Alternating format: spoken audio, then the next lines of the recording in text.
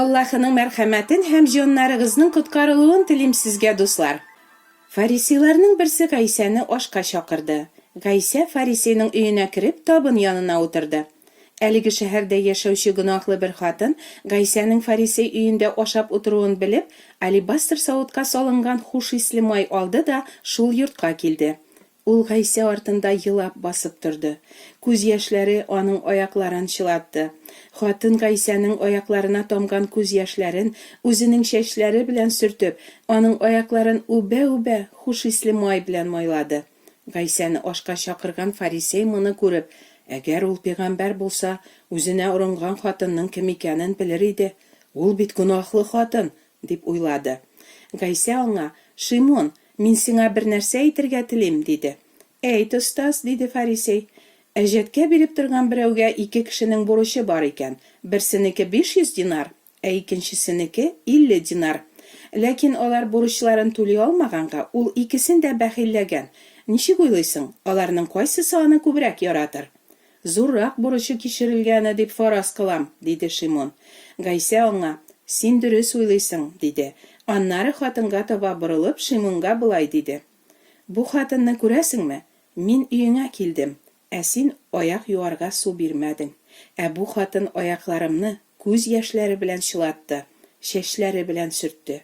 Син мине үпмәдең, ә ул мин монда килгәннән бирле аякларымны үбүдән туктамый.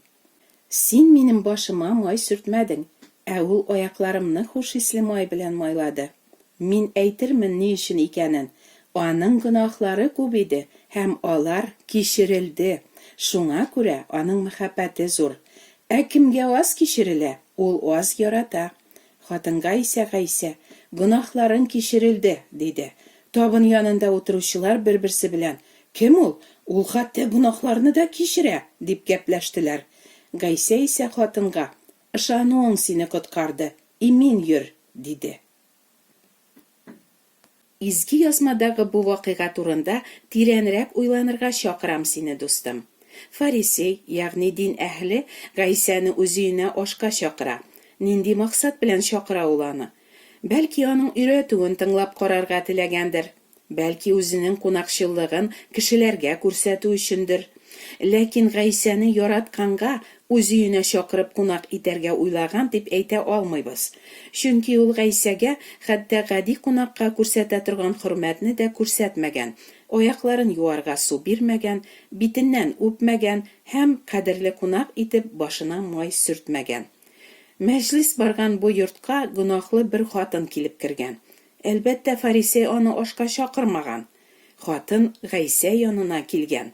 Гайсәнең фарисей өендә буласын бу гөнаһлы хатын ничек белгән соң? Димәк, ул аның кая барганын, кемгә кергәнен күзәтеп, сораштырып, белешеп торган. Ул аның белән бик кызыксынган. Бәлки Гайсә 5000 кешене туйдырганда хатын да шунда булгандыр. Бәлки ул Гайсәнең башка мөгъҗизаларын да күргәндер. Ул аның турында уйлаган. Аңа гашыйк булган. Ләкин хатын кешенең ир кешегә булган мәхәббәтен түгел, бәлки бөтенләй башка төрле мәхәббәт тойган әлеге гөнаһлы хатын Гайсәгә карата.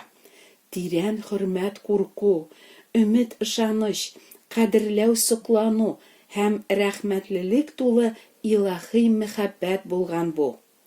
Кешеләр аны ул бозык, гөнаһлы хатын дип гаепләп, кимсетеп, аңа кырын карасалар да, хатын аларның фикереннән курыкмаган. Ул Гайсәнең янына ук килеп басарга батырчылык иткән. Аш мәҗлисенә җыелган кешеләрнең табынын ямьсезләп, алар янында күз яшьләре түгеп торудан да хатын оялмаган, куып җибәрерләр дип тә курыкмаган. Нигә елаган соң ул? Кешеләрнең үзен кимсетүләреннән, рәнҗетүләреннән, үзенең ачы язмышыннан зарланып елаганмы ул? Юк, бу Гайсәгә чиксез рәхмәт яшьләре булган. Гайсәнең аякларына тамган күз яшьләрен гөнаһлы хатын чәчләре белән сөрткән. Ул Гайсәнең аякларын йылый-йылый үпкән. Ә фарисей бу хатынга җирәнеп караган. Гөнаһлы хатынга үзенә кагылырга юл куйганы өчен Гайсәнең хәтта пәйгамбәр булуында да фарисейда шик туган. Гайсәнең Пәйгамбәр генә түгел, кеше күңелендәге уйларны да белеп торучы иң бөек илаһи зат икәне аңа ачылмаган булган шул. Нигә хатын Гайсәгә шундый тирән хөрмәт мәхәббәт күрсәтергә теләде икән? Гайсә Шимонга сөйләгән киная моңа җавап бирә. Хатынның гөнаһлары кичерелгән булган. Димәк, моңа кадәр үк хатын Гайсәнең өйрәтүен ишеткән, үзенең гөнаһлары өчен тәмугка лаек икәнен йөрәге белән аңлап елаган, үкенгән, оялган ул. Гайсәнең илаһи зат икәнен, аңарда чын тормыш барын, үзенә иман итүче һәркемне коткарырга Гайсәнең кодрәте барлыгын изге рух хатынга ачкан һәм аның күңеле яңарган. Хатын Гайсә янына килергә, аңа үзенең рәхмәтен, сөюен белдерергә теләгән. Хатын Гайсә каршында башын иеп кенә калмаган. Гайсәнең изге, саф, бу җиргә безне коткару өчен килгән аякларын рәхмәт әйтеп йылый-йылый үпкән ул. Хатын алдан ук алебастр савытка хушисле май салып әзерләп куйган. Ул бик кыйммәтле май булган. Мөгаен хатын үзенең бар байлыгын сарыф иткәндер. Үзенә кыйммәтле киемнәр, матур бизәнү әйберләре алмаган ул булган акчаларына. Ул Гайсә өчен үзенең бөтен җыйган мал-мөлкәтен биргән. Аның кулы булырга теләвен белдергән ул. Хатын аңлаган, үзенең күп гөнаһларын Гайсә кичергәнен. Шуңа күрә аның Гайсәгә мәхәббәте дә зур булган. Өстәл артында утыручылар: "Кем ул? Ул хәтта гөнаһларны да кичерә", дип бер-берсе белән сөйләшә башлыйлар. Дустым, чын иманга дөрес адым ясау өчен бу сорауларны син дә бир Аллаһыга. Кем ул Гайсә? Ул хәтта гөнаһларны да кичерәмени? Әгәр ихлас күңелеңнән белергә теләп сорасаң, Раббы сине җавапсыз калдырмас. Мөмкинлек бар чакта сорагыз, сезгә бирерләр. Эзләгез, табарсыз, шакыгыз, сезгә ачарлар. Чөнки һәр сораучы ала, эзләүче таба һәм шакучыга ачалар. Кемгә аз кичерелә, ул аз ярата, ди Гайсә. Нишләп соң Гайсә берәүгә күп кичерә, икенче берәүгә аз кичерә? Кичерү алу өчен гөнаһларыңны, аларга башыңнан аягыңа тиклем батканлыгыңны күрергә кирәк. Ләкин кызганычка каршы һәркем үзен тәмугка ук лаек гөнаһлыга санамый. Минлелек, тәкәбберлек вирусы аның аңын томалаганга күрә, кеше аңламый үзенең бөтен уйлары, теләкләре, омтылышлары, ниятләре, максатлары, хыяллары, фикерләү рәвеше барысы да төзәтә алмаслык гөнаһлы икәнен. Әгәр кемгә дә булса, анализларыгыз сездә рак чире башланганын күрсәтә дисәләр, әлбәттә ул кеше үзенең озакламый үләчәген аңлап, тизрәк дәвалану өчен табибка йөгерә. Кешедәге гөнаһ вирусы да рак чире кебек. Гөнаһ кешене үтерә. Үтереп кенә калмый, ди Алла сүзе. Гөнаһ кешене мәңгелек тамугка илтә. Ләкин кеше: "Минем гөнаһларым ул чаклы ук күп түгел, мин яхшы кеше", дип күктәге табибның диагнозы белән ризалашмый, аңа ышанмый. Әлбәттә, мондый кеше бөек табибның аны сихәтләндерүенә мохтаҗ түгел. Ул аңа кирәк түгел, чөнки ул үзен сәламәт, ягъни тәкъва дип исәпли. Гайсә булай ди: "Табиб сәламәт кешеләргә түгел, ауруларга кирәк.